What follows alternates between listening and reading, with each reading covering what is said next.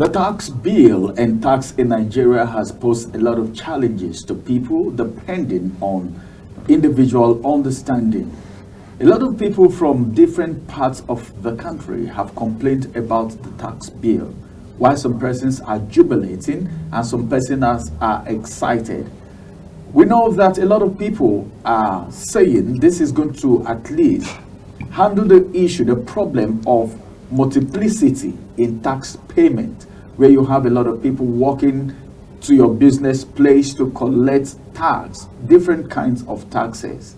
But then, the tax bill being passed already, and of course passing the reading, and some persons are saying, hey, why is it happening within just 48 hours without even sitting to think about it?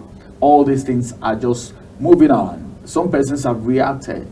One of the persons that actually reacted is a governor from the north reacted to that it is going to affect the economy of the northern people. While we're going through the national dailies just now, we heard something like, well, we wouldn't be able to pay salaries. Apart from that, what does this bill stand for?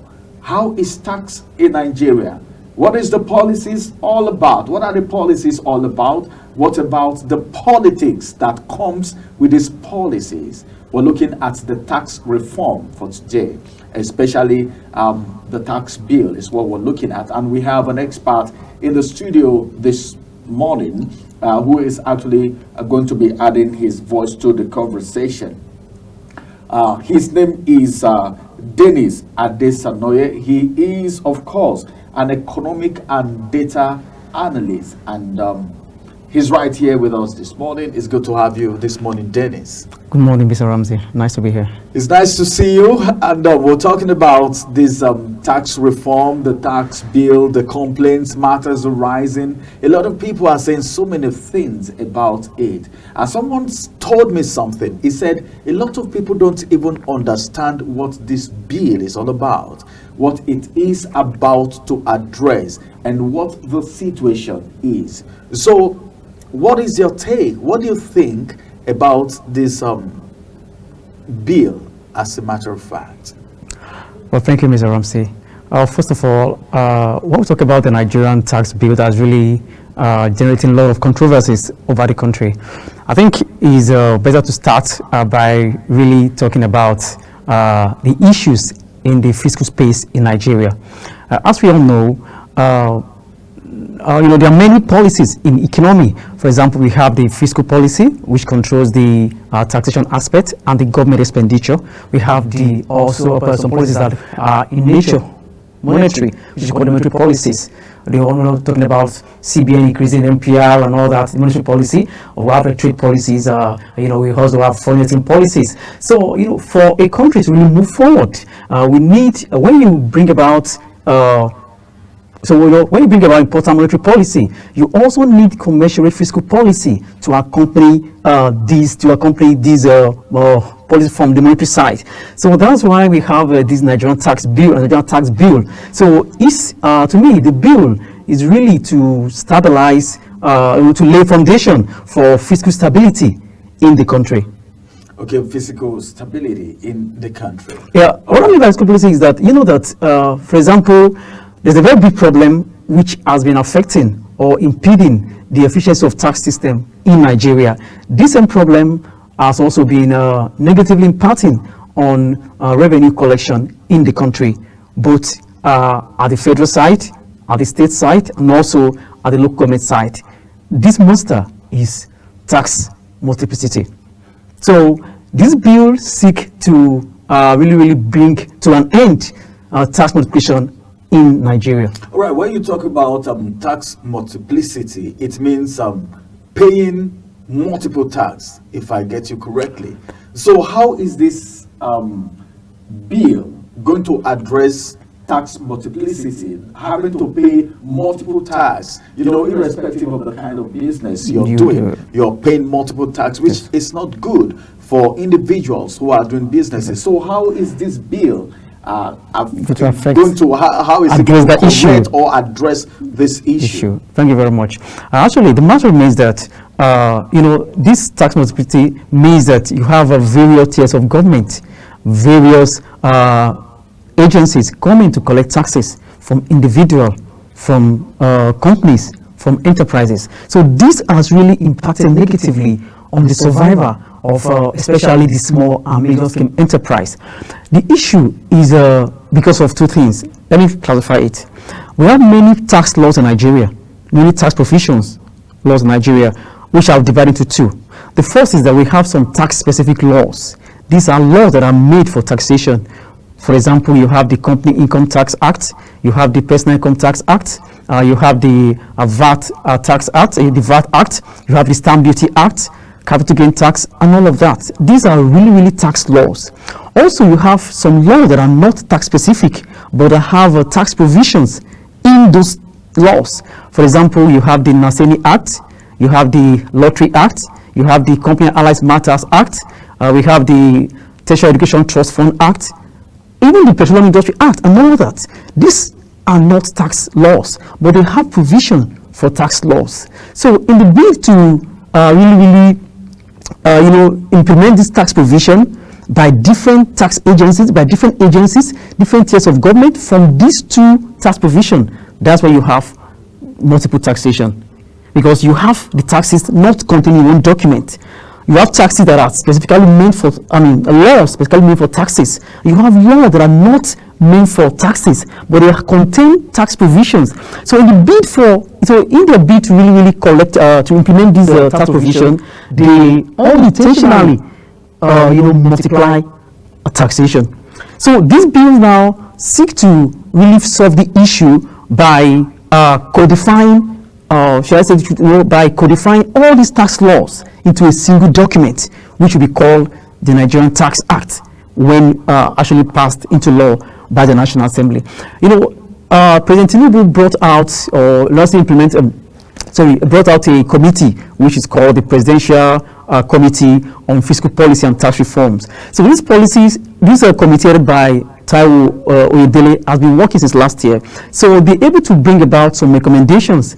So this Nigerian tax bill contains recommendations from this Presidential Committee. So they want this Presidential Committee recommendation to have a legislative framework that can be implemented. So that is why we have these Nigerian tax bills. So they've really gathered all the recommendations into a single document, which they want to give legal backing now. They want to give legislative backing to this recommendation so that it can become law. For example, now, these laws, when really passed into law to become the Nigerian tax bill, there are 4 of these bills presently before the National Assembly. The first one is the Nigerian tax bill. The second is the Nigerian tax acquisition bill. The third one is the Nigerian Revenue Service Establishment Act, a bill rather. The fourth one is the Joint Revenue Service Establishment Act.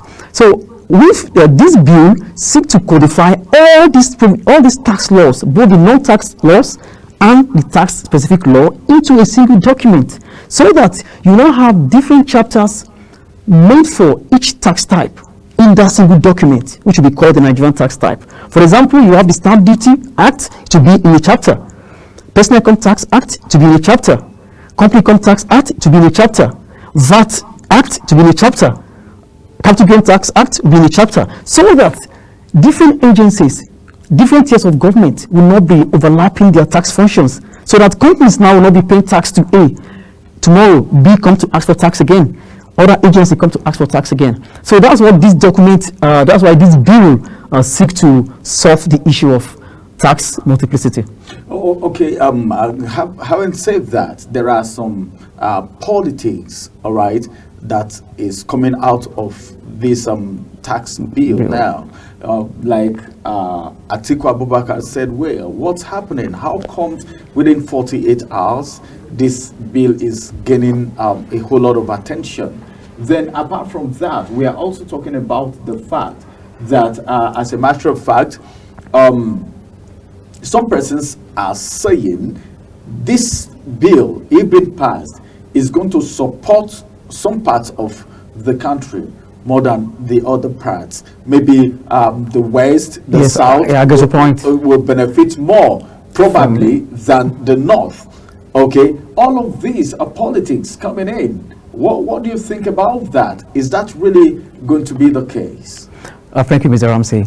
Actually, the reason why we're having issues over this tax bill, favoring some part of the country, is that when we talk about issue of VAT in Nigeria, VAT is shared. There's a formula for sharing VAT. For example, there's a vertical formula for sharing the VAT between state government, federal, and local government. So in the vertical formula, federal government takes 50%, currently 50% of this VAT, while state government takes 50% of the VAT, then local government takes the remaining 35%. That's the horizontal sharing formula, this current VAT. So this new tax bill for the National Assembly has altered the formula for sharing of this tax, of this VAT. So in this new tax bill, horizontally, federal government takes have been reduced to 10% from the current 15%, while state government will now get 55% from the 50% they were getting before, and local government retains its 35% sharing formula. So there's what we call horizontal formula as well. So when you talk about the four states now, for example, currently state get 50%. So there's also horizontal formula for sharing among states. Currently, 20% is being shared among the states and FCT based on derivation. What it means is that based on what derivation is so derived, what it means is that based on the tax you collected in your with your jurisdiction, with your brother, you get 20% from the total VAT, from the total 50% to be shared among states. While 30% is being shared based on population among the state and FCT. The remaining 50% now is being shared equally among the 30 states and FCT. That is the current sharing formula for VAT. So this new tax bill now, the reason why it's getting so much controversy is that it has been altered. So horizontally now, you have 60% to be shared based on derivation. So that is why some of the country are feeling that this is going to affect them. And to me, I think many people have not really gone through this tax bill, because Section 77 of this tax bill says that the formula for derivation, the mode of derivation has changed this time around. So those people are saying it may affect one section from the other have not really gone through the bill. For example, the 60% based on derivation mode has been altered. Currently, is being shared, the derivation mode is being shared based on remittances to headquarters. For example, let me use MTN as an example now. People pay for card from MTN in Kaduna, in Port Harcourt, in Ekiti, many other states. But MTN will definitely remit the VAT to their headquarters, which is in Victoria in Lagos. So this current formula favors some states that have headquarters of companies located within their jurisdiction. Oh, but, I now see. But in this new formula, it has been altered. The mode of sharing that derivation is no longer based on remittances to headquarters. It is now based on places of supply and consumption. So these things may not favor them. I've not really looked deeply into the act. Now it's based on where the fact is being consumed and where it be supplied. For example, it will now favor states that consume much. For example, states like Kano that have high population, River that have high population, they will benefit more from this current VAT, because from this current formula. Why? Because the mode of derivation has been altered from headquarter remittances to place of consumption and supply. So if you consume fat now in Enugu, you get the value remitted to you. Unlike before, whereas it will be transferred to the headquarters. So to me, I think they've not really gone deep into this tax bill. If they go deep into it, they will know that even places like Lagos will be affected. Why? Because they have, and Abuja will be affected as well, because they have headquarters of companies which has been giving them advantage over others. Because why? The remit base, the derivation is based on remittance to the headquarters. But in this new bill, it has been altered. It is now based on consumption. You get what you consume. You get what you share you get from this VAT. As it is right now, what about what happens to companies that evade tax? Some people don't pay some people don't pay tax. Is it possible for anyone to evade tax? Yeah, thank you very much. As we all know, nobody likes to pay tax. It's everywhere in the world. Although our tax compliance rate is very low in Nigeria, because some people feel, what do I do with my taxes? They don't really see the impact. Why some even they see the impact? Literally, nobody likes to pay tax. So this new tax bill has some provisions. For example, currently, this current bill has shared Nigerian companies into two. Now you have the small companies and the large companies. So any company with a threshold of annual turnover of 50 million and below are classified to small companies. They are now being exempted from company income tax. While company with a threshold annual turnover of 50 million and above are the only companies now to pay tax. Currently, company with 25 million threshold are the one paying taxes, but it has been increased in this new bill to 50%, to 50 million. So they are the ones to pay tax. So this will really help the micro, small, and medium scale enterprise. And if you agree with me that over 90% of companies in Nigeria falls into this small category, because most of the companies in Nigeria, over 90% are small, micro, small, and medium scale enterprises. So it really protects our industry. At the same time, it really helps them to expand, which will lead to job creation for these companies. So also, this new tax bill for individual now, for you're a salary earner, for individual pay taxes now, any income earner who earns up to 800,000 naira and below in a year, after deduction of pension and other deductibles, are now being exempted from paying taxes. So if your annual income after deduction of pension and other, maybe like National Housing Fund and National Health Insurance Scheme and all that, and your net income is now 800,000 naira or below, you are now being exempted from paying taxes. This is different from what's currently operates. So at the same time, for individuals as well, when we talk about the issue of VAT, this new tax bill has exempted some items from VAT.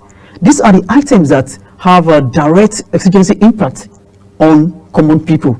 For example, items like medical items, food, agricultural products, electricity, liquefied petroleum gas, that's cooking gas, baby products, petroleum product, and all that. These items now, they have direct impact on our daily consumption. So they will not be VAT will not be charged on these items any longer, which is not this is not the way the case is currently. So this new tax bill will really, to some extent, cushion the effect of the hardship Nigerians are facing as a result of this economic policy, which are really not really too good for Nigerians at the moment.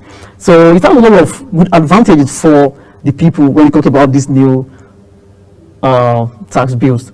Well, that's Dennis, and Dennis is an economic and data analyst, and he is also a researcher too. Well, I think you've done justice, at least, to the tax transformation that is happening, the reforms, the tax bill, the complaints coming. I think for now, finally, before I let you go, is there any punishment for people who evade tax? Is there a punishment for people who evade tax? Because recently, I think within the week, I was seeing that some parastatals, some agencies, some people, even in government, evade tax. Some persons used to say, well, if you want to talk about tax in Nigeria, it is the poor masses that pay tax in Nigeria. I don't know how true that is, Dennis. So in just some few words, what would you have to say about that? Oh, definitely, there are punishment for tax evasion in Nigeria. It is what they call tax avoidance and tax evasion. When you avoid tax avoidance, like you cleverly, maneuver your ways into not paying taxes, which is legally acceptable. When we talk about tax evasion, that means you don't want to pay tax. You are evading the tax. That is punishable. So there are a lot of penalties for tax evasions. But the issue in Nigeria remains that, really getting him to hook them on the neck is a real problem. And when we talk about poor people not paying taxes, this new tax bill definitely is exempting poor people from paying taxes. Why those who earn higher income are to pay more. So this is like proportion. I think I love that. That's what the new tax bill entails. love it. Because why? If your income is below 800,000 naira monthly, after deduction, you'll be exempted from paying taxes now. So whereas they've increased the tax rate for those who earn high income, while the middle income people now pay, have a moderate tax prepaid. So for example, now if you earn above minimum wage or below minimum wage, you won't pay taxes anymore. So also for companies below 50 million annual turnover threshold, you don't pay tax anymore. So this will really bring really huge relief. And of course, for VAT now, many items have been removed from VAT. So this will really build huge relief to the low income earner, to the masses in the country, whereas the super rich and those who earn high will now pay more taxes compared to the low income earners. All right, let's see how everything is going to go at the end of the day. Let's see the implementation. You know, in Nigeria, most people will tell you, well, these things are more possible on paper, but in the real sense of it. Let's see how the implementation is going to be.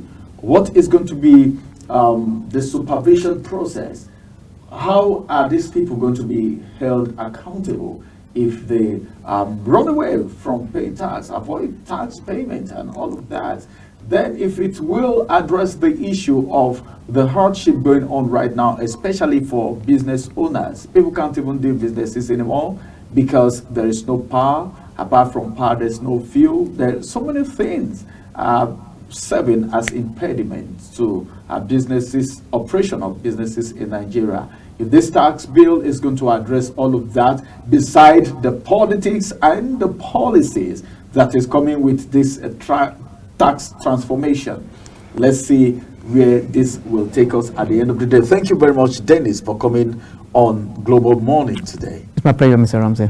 Hope to be here some other time again. Thank you. We'll hope to have you. And this is going to be the size of this first discussion. We'll go on a quick break. After this break, we'll return again. And on return, we will look at other things happening around the world. But then, we want to talk about the organization. What benefit comes from the human resources? How are humans contributing to the growth of businesses, organizations, and the economy? We don't need to sit down all the time and query or maybe point accusing fingers, complain about the government alone. This discussion will be coming after the break, as I will have my other guests join me. Do stay with us.